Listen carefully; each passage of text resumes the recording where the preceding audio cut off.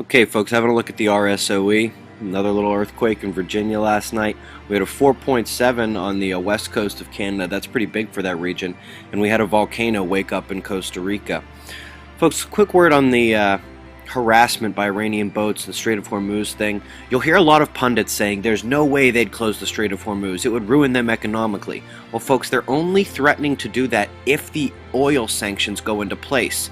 They'd be screwed anyway.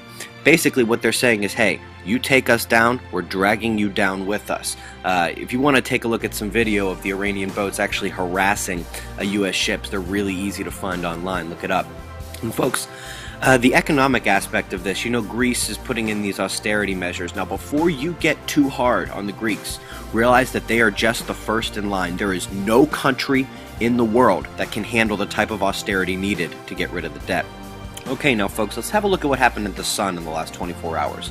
Now that one little dot over there on the left side of the sun was kind of by itself over there. That one on the right is turning away. But let's watch what happens over the last 48 hours. He decides to call up some of his friends and they come join him in full force. That guy who was all alone over there just a few hours ago now has a pretty big solar active regions. Both to the left and just to the right and below it. And there's a few more actually coalescing in the southern hemisphere and a couple actually turning a limb as well. Alright, that one right there, let's take a look at him in the magnetogram. That was the original one. Now, here's one of the ones that came out of nowhere. This is pretty much morphing towards a beta-gamma classification. This one is a beta-gamma classification. NOAA has both of those as beta so far.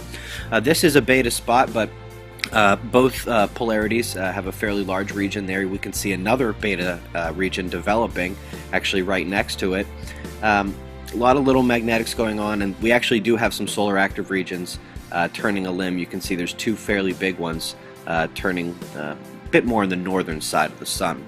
But folks, to give you an idea of just how quickly these things showed up out of nowhere, watch right here. Look at this look at that active region coalescing, and you know this limb of the sun was actually fairly active last night, despite the fact that the sun overall wasn't very active. That coronal hole was pointed at us yesterday. We do have magnetic filaments unstable, writhing all over the sun, and so far these new active regions have not put out any big flares. The sun is definitely quiet. So let's watch out for all this stuff as the day goes on, folks. That's the news. Be safe.